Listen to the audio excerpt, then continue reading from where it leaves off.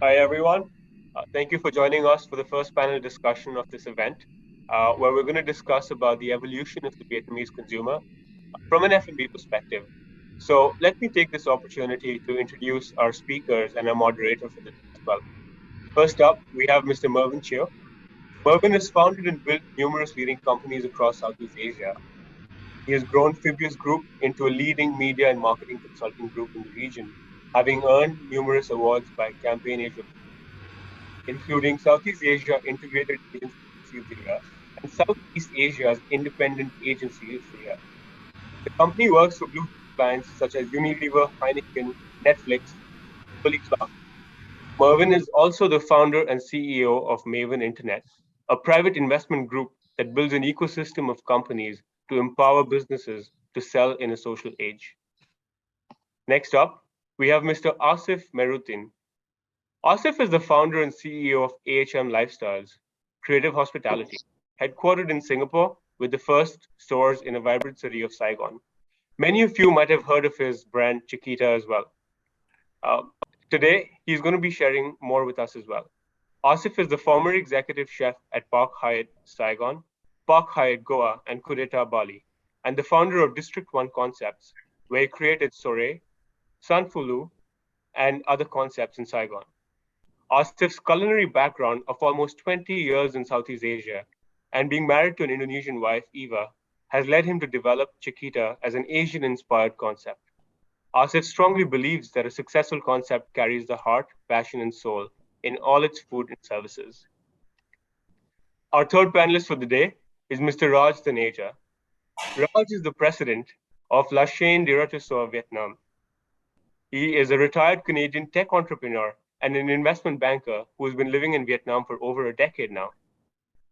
RT's passions have always been food, beverage, and hospitality, and he has been an engaged supporter of the movement, which is one of the world's oldest and most prestigious gastronomic societies, with over 25,000 members in 90 countries for almost 30 years.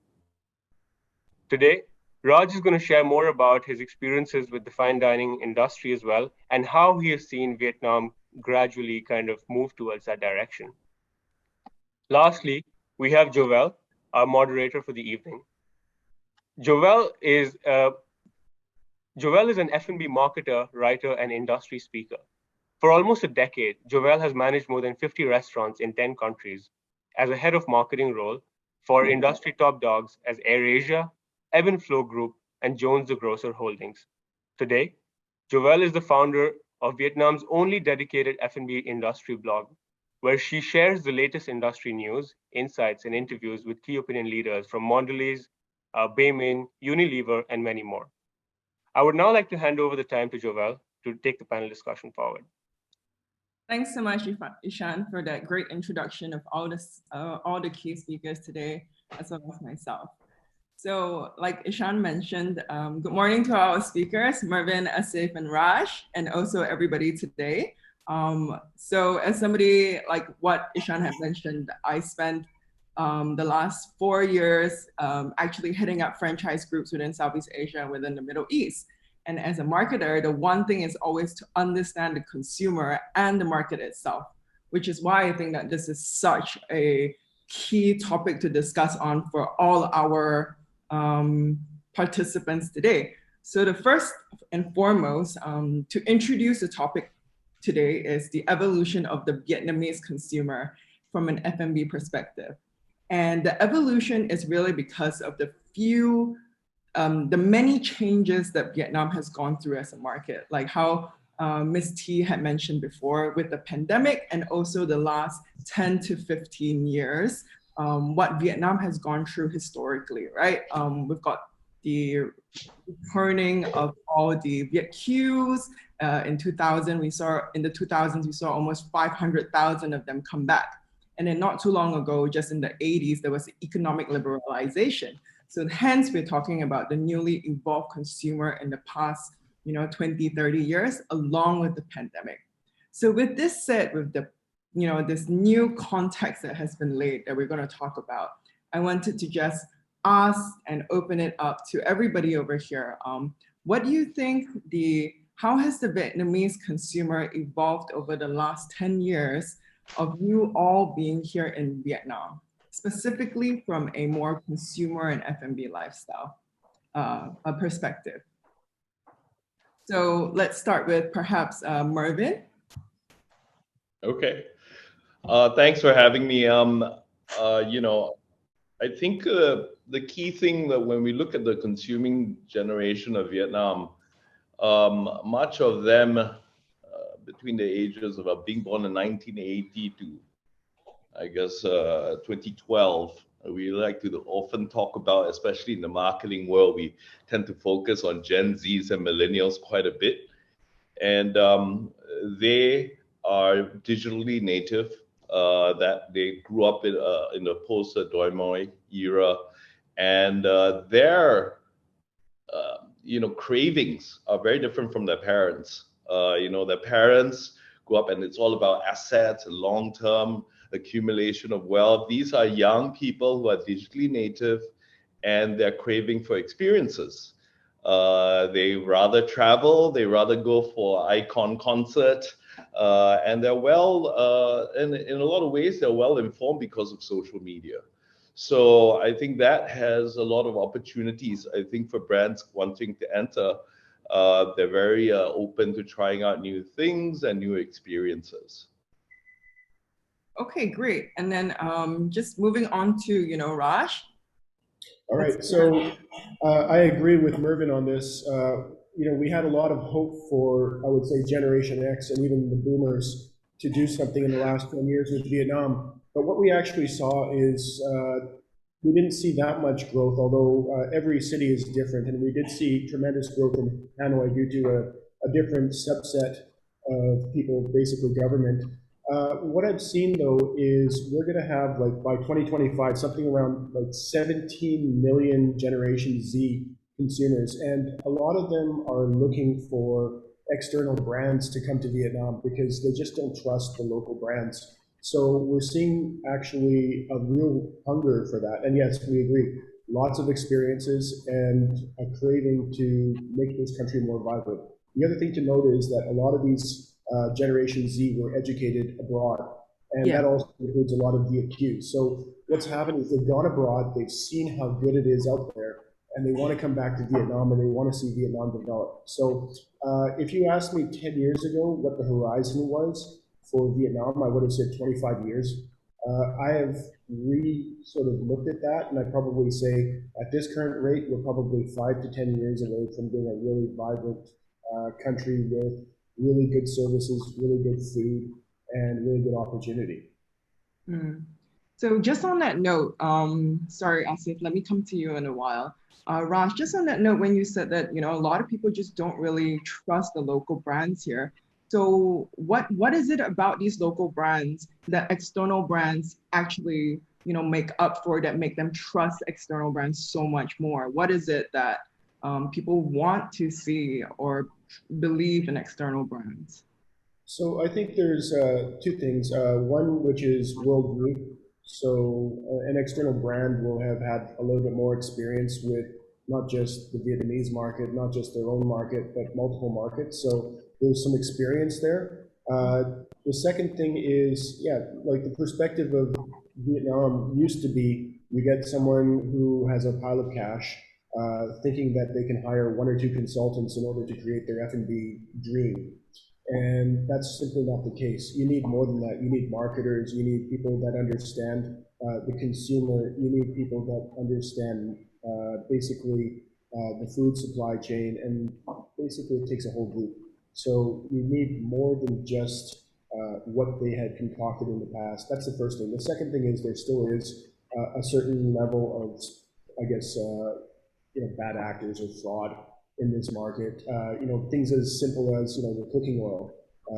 You may go to street food and you may be eating recycled cooking oil. So we have to be cognizant of that. An external group will not play those games. Okay, I completely understand. And for you, Asif, for the past 10 years, you've been here in Vietnam's F&B industry for a very, very long time, from the Park Hyatt to now running your own franchise. How have you seen the consumer evolve? I arrived in 2009 and 5.5 years in the hotel industry. Mm-hmm. Freestanding restaurants back then didn't exist. So I think the last 10 years, it's very exciting. What I do like, on the flip side of many things, a lot of locals, they don't have that, how to say, they're very ambitious. They travel around, they see things, and they do come and try. Sure, they're not great at what F&B expertise do, but you know, I talk about places like Indonesia and Singapore and Malaysia where the locals are creative. They back their own brands. I see that happening a lot, especially living in Saigon the last 13 years. In my opinion, they are waiting for new things to happen. People are following social media. They're excited to try new things. I think what's important, in my opinion, is if anyone is to come, you've got to bring new diversified concepts. Because actually, I'll talk to you about Korean fried chicken. It was already here 10 to 15 years ago, but it's recently starting to be more of a marketing frenzy in the big brands. Actually, I think Vietnam's still ahead in the Asian culture of foods in many ways, but I think people are now investing in social marketing, bringing the best out of brands. So look, I think both, you know, the excitement is here, but if you're going to bring anything to Vietnam, it needs to be unique. It needs to hit their palate. You need to go and understand their flavors. You know, what works in Singapore and Indonesia, you can't just bring here. You've got to understand the country's large, what they eat in the north, what they eat in south. They have different palates. What they eat in Central, I know because I created a Vietnamese concept and I had 10 regulars on the table and they all had 10 different comments on one soup. So it's not easy, but it's challenging. But I think, you know, winning the hearts, you need to play on the food a little bit to adapt their flavors. Yeah. Mm-hmm. Speaking about Korean chicken, right, I'm just wondering how much of that is really soft culture of Korean dramas, Korean episodes, because I was talking to my Gen Z staff and I asked them, you know, like, which culture are you most familiar with? And all of them just say Korean food. They perceive Japanese as very, very expensive. But their exposure to the Korean food is really soft culture, watching their TV shows and you know, that sort of having Korean chicken is sort of this strange novel experience of reliving the experience that they see on television. So yeah, I think that definitely, you know, like what you guys all mentioned, this millennial and Gen Z a lot more motivated by social media, and this pick up in Korean fried chicken, this renaissance of fried chicken, is really a testament to how influenced Vietnamese now are by, you know, external brands and social media and Netflix, right? Which is something we didn't see a long time ago. So yeah, Asif, you brought up some really important things about the cultural nuances between, let's say, Hanoi and Ho Chi Minh and Hoi An, and I think those are things that we would love to hear more about that you would not find, you know, on a research report. So let's talk a little bit more about, you know, perhaps Vietnamese consumers and what are these really intricate, intrinsic, like cultural nuances that impact how their flavor profile and their taste. This is for everybody, of course. Like, all right, so I'll raise my hand on that one. Within Vietnam, as was mentioned, it's different palates throughout the country. So, you know, through my work, I go to pretty much every major market on a regular basis. I'm from Haiphong all the way to Rap Gia to Phu Quoc. What we notice is that every market also has a different mindset. So, for example, Haiphong does not really accept at this point in time fine dining. So we still see even the locals who have generated a tremendous amount of wealth in the last decade enjoying their street food. Whereas Saigon, obviously Saigon and Da Nang are leading the way. And of course, also on Hanoi. Hanoi really focuses on the high end of the high end. So you really need to know every single city in order to do this. Now, we have a little bit of a wild card. Again, the pandemic has accelerated a lot of people coming back that normally wouldn't have. There are 3 million people in, basically Vietnamese overseas and a lot of them have come back as a result of this pandemic. So we're seeing them sort of leading the charge in sort of educating the locals. And that's why I say this market is accelerating. For your palates, though, you have to look almost city specific. And even looking at the difference between Saigon and going 3 hours up to the Mekong, Definitely. which is really very, very close. You're seeing two different palates immediately. Definitely. Is there anything that you would like to add, Asif, on the palates, the spending power of how people across Vietnam differ? Sure. I'd like to start with something very important. I think communal dining brings people together. So we at Chickita also studied this flame-grilled chicken and watched street food and how they eat. So I think Vietnamese, you don't see often single people eating out.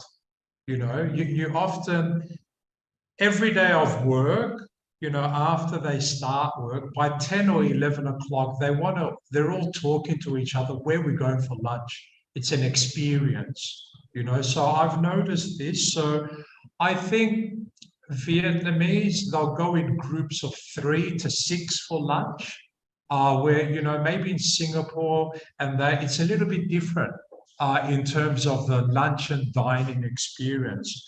So we have seen this as an important factor, and we've implemented within Chickita brand, put everything in the middle and let them enjoy. And whether it's street food, fast casual dining, even fine dining. I can tell you now, I have a lot of friends back in Melbourne and Sydney, even fine dining concepts, not your degustations, but premier meals. It's all about sharing now. Yeah. So culturally, I think there's an evolution worldwide. The 3-4 hour dinners, they're specialty events, with your wine and that. But I think Vietnamese consumers today, what we see, they can sit for hours. And what breaks my heart is the chicken's still left on the table for an hour and a half, but they don't mind. They're still enjoying because they're together. They're enjoying different flavors and they're communal. So I think this is something that I've studied, I've enjoyed, and I think international players should watch this carefully, in my experience. I mean, the last 16 restaurants we opened, we brought a lifestyle experience together, and they smile. They're having a great time. So I'd like to share, the communal dining element is quite an impact for Vietnamese. That's really good to hear. Yeah. And how about Mervyn on your end? Do you have anything to add on the Vietnamese consumer and the F&B, from the marketing standpoint, having worked with large brands? Just I was going to break the consumer down to 2 different types of occasions. I think there's one which is ordering for sustenance, and the other one is shareable experiences, I think, which we were talking about. Sustenance is that basic price point. I think when you look at Gen Z and millennials are willing to pay about 50,000 Vietnam dong, and the birth of this like Go Food, Grab Food, Shopee Food, they learned it's sort of also a shareable experience where they would discover restaurants like never before on these platforms that are providing so much promotion, vouchers, e-wallets, providing. So it's no longer just going downstairs and seeing what's around. Many restaurants are discovered via these platforms because of what they're doing. And in a group, a working environment, a student environment, they would also get together and decide what they're going to order. And how a restaurant exists on these marketplaces, whether it's a delivery or e-wallet platform, is so critical. How nice your photos are, how good your write-ups are. Don't use the same photo across multiple dishes, because that's also a no-no for them. The ratings, reviews, did my friend eat there? It's really interesting. That dynamic as well has led to a lot of restaurants pricing within the 50,000 Vietnam dong be discovered when they want to have that offline experience of sharing. Okay. That's really interesting. I mean, you have this really voucher frenzy kind of lifestyle, but at the same time, you have this emerging group of people who are so hungry for experiences and premium experiences, like what Raj and yourself and Asif, you guys have mentioned. This whole category of just standalone concepts is also a testament to that, right? You have, back in the day, Asif, you're mentioning, it was basically street food and five-star hotels. So this new wave of just like casual premium, and it's the booming concept time, right? So let's talk a little bit more about these dining experiences. What exactly are people looking for, and what is the price point that we're willing to pay? So I'm going to throw this out to everybody. Let's start with maybe Rajesh. Yeah, so look, we've seen a number of market entries into Vietnam.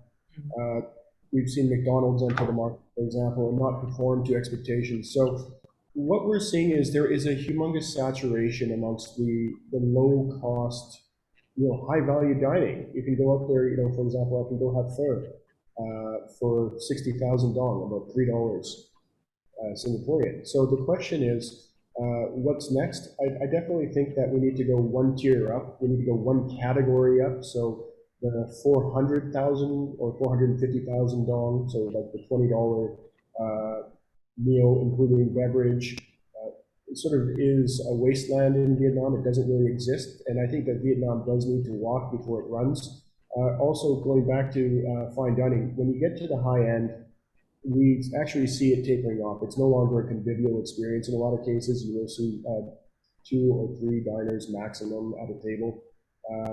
So the experience varies, but once you get to sort of like upscale dining, you're still in a convivial experience where you have 4, 5, 6 people at a table, and then you get to the high end, and then it's usually couples. Now, what does Vietnam need? I think we're talking about it right now. There's a reason why we're on this conference, because we are targeting exactly what Vietnam needs. We need expertise. We need training for the customer service people, the people in the front lines, front of house, back of house. And we're looking at external expertise to do that. So the hope is that people are interested in Vietnam. The hope is we can bring some brands with some knowledge to make this market better and grow. Thank you so much. And yeah, so moving on to the other speakers as well. What are some of these experiences that people are hungry for? What are they willing to pay for? Asif? Sure, if I may add. What I see, in my opinion at the moment, I think the $8 to $14 range, that actually it's more mid-upper, if you look at the statistics. I see a lot of the Asian flavored concepts sustainable. Beef, for example, is a premium. It's an experience where you would go out. The hot pot, your Hai Di Laos have raised hot pot to another level today, which is great to see.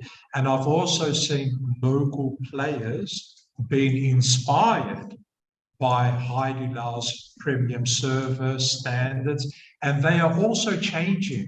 So I think what's happening today, a lot of international brands who are coming in are actually pushing local brands to lift up their standards, which is great. Before the good old days, your mama papa stores, they were there, but even mama papa stores are starting to put AC units inside, cleaner tables, cleaner toilets. So it's really evolving. But, you know, I think day in, day out at the moment, I think $8 to $14 segment is a huge opportunity for especially Asian flavors. Okay. But having said that, Western flavors are also growing. They are curious. The ones who are experienced with Western food, again, adapting to local palate by adding a bit more garlic and chili and a bit more seasoning. The locals are going back, not as regularly as Asian food, but it's happening. There's an evolution happening today.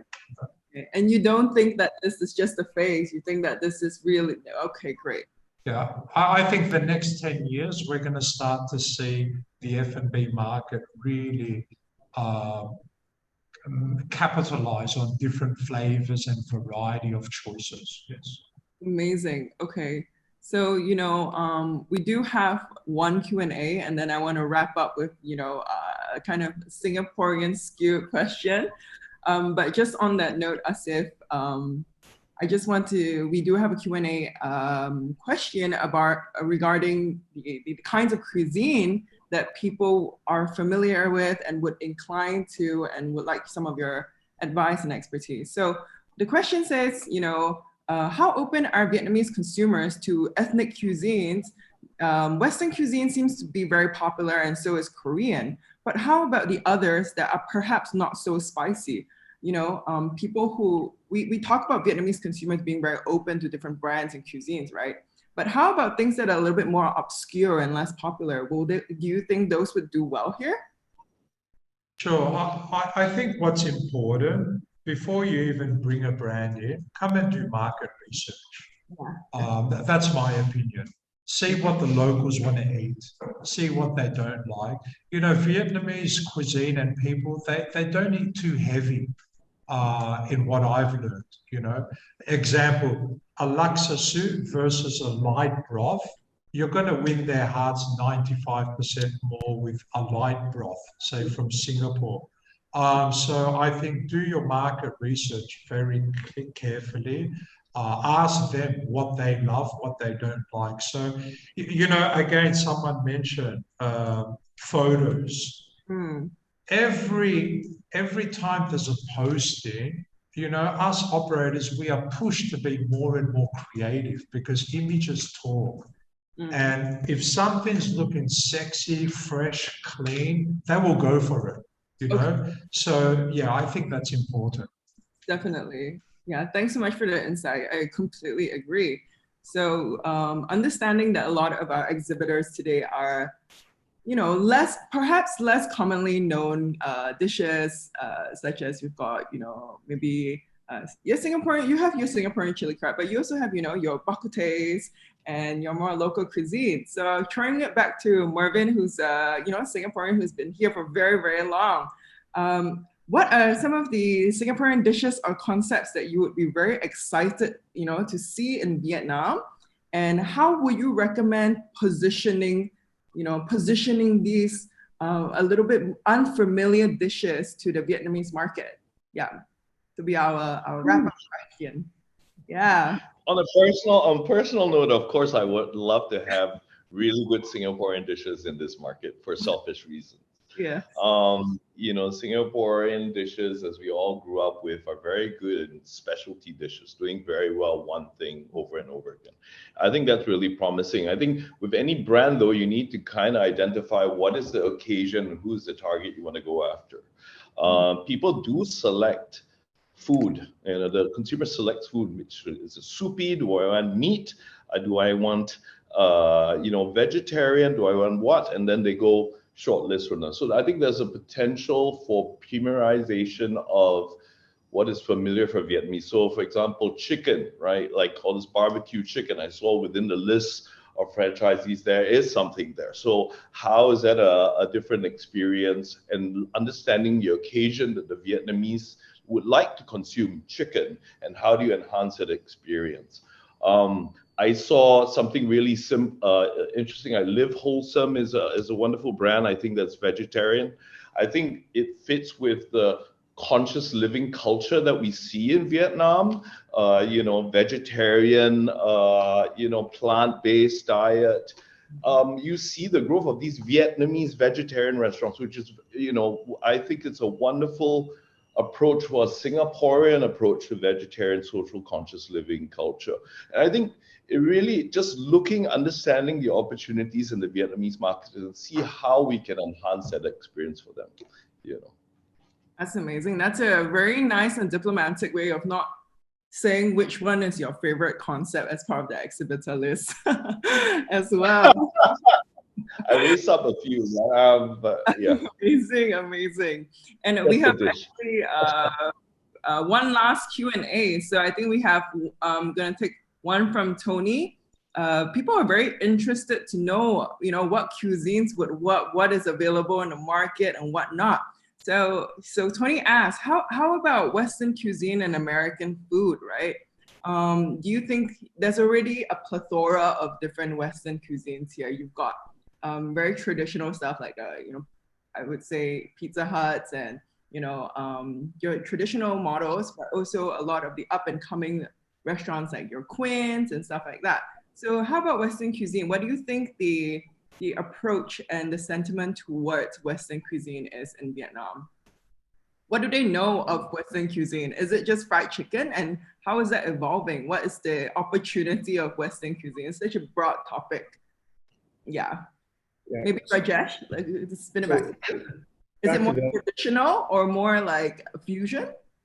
So from a, again, regional standpoint, and it really depends on the demographic. I think in the South, you are seeing a turn towards, again, higher end dining, although I do believe there's a gap in the market where we see, again, the upscale or the fast casual going towards upscale is really lacking, and I think we need external input. So, looking at groups like Outback Steakhouse, for example, or Red Robin or TGI Fridays, those would be perfect brands to introduce into the market, just because we're looking at a market that needs those expertise. Now, in the North, we have a lot of diversity in small Western food outlets, and the reason being, specifically in Hanoi, is because you have a ton of teachers, a ton of people have come from abroad, and they demand this food and lifestyle. So the best tacos in Vietnam are in Hanoi. The best fusion groups. There's a French taco place that came here in 2018 called Hey Pello, and they're doing tremendously well with the locals, but they came with the angle of serving the foreigner population. So you have to look at it again, market by market. Okay. And perhaps Asif, from you run a Western but very Asian inspired concept, right? So how about you can share a little bit of your opinion? Sure. So what we did, our vision for our brand, especially for Chickita, is keep familiar flavors when the locals come, but give them Western techniques that they don't cook at home. So that is our vision. So your Vietnamese example, we talk like a Peking duck, for example. That's a destination experience to go for. One won't make a Peking duck at home. And I think that's something very unique to do. So yeah, going back to food experiences and flavors, I think there's still great opportunities into Western opportunities and market entry, but you need to win the hearts of flavors back for the locals. Planet Hollywood or your Hard Rock Hotel, what works in Hollywood, in the States, you just need to localize. You need to adapt, and I think that will bring more success for brands. The copy-paste approach to come to Vietnam, I'm not sure. Personally, I don't think it'll work. You need to, when a local comes into a new brand, you need to touch their heart to say, hey, they've got something familiar with 5 spice or something. Otherwise, they've just opened the menu, which they have no idea what's happening. So I think that's very important to consider in the future. Awesome, that's great. So unfortunately, our time is up, and I just wanted to quickly wrap up a little bit of what we've discussed today for everybody who's listening in. And feel free to chime in with any last comments if you want, of course. So today's topic on the evolution of the Vietnamese customer from the F&B perspective. We've got many, many points, but these are just the, the 6-7 points that I've compiled today from the speakers themselves. So first and foremost, we've got this huge generation of Gen Z and millennials that are very influenced by social media and external lifestyle brands, right? We talked about Korean fried chicken and the renaissance of it. Very influenced by soft culture and social media as a key marketing channel. Secondly, Asif has mentioned, familiar flavors with the locals using Western techniques and overseas things. Everything to be localized to the Vietnamese market itself. And what Rajesh said, even across the different markets from Hanoi to Dalat to Saigon, all of it is very, very different.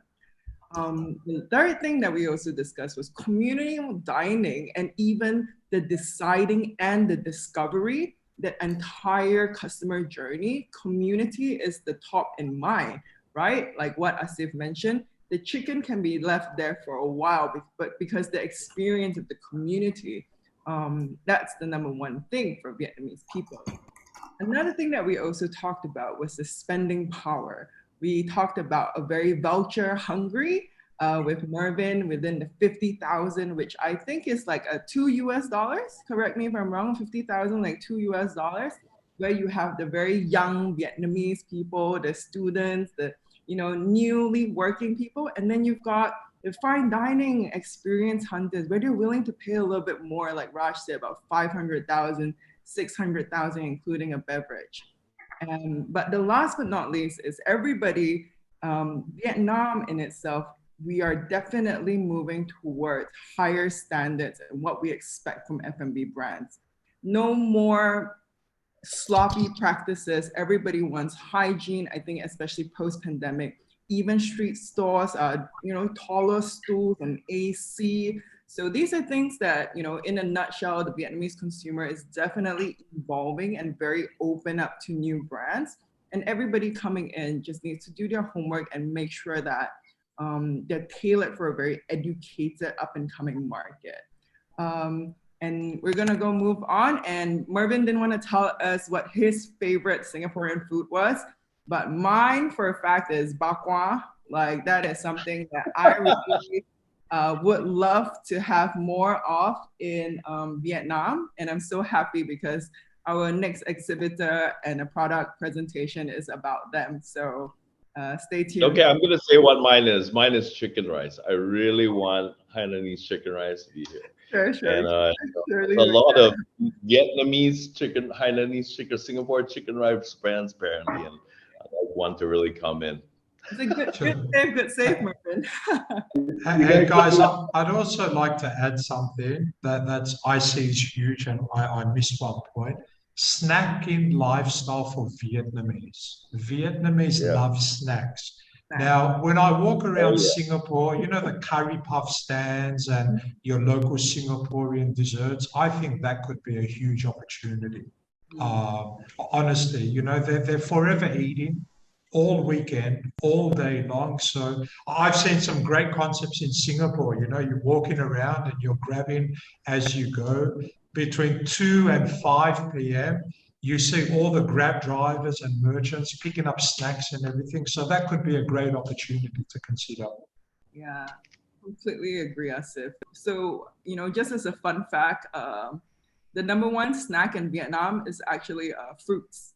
So I think one of you guys mentioned that Vietnam is a very light and fresh and quite health conscious country. So, compared to Singapore where it's a curry puff, in Vietnam it's fruits. So there is a huge snacking opportunity, but definitely, like you mentioned, needs to be tailored here for a more fresh. Yeah. Thank you, Jovel. And thank you once again, Mervyn, Asif, and Rajesh, for making it such an enriching panel discussion.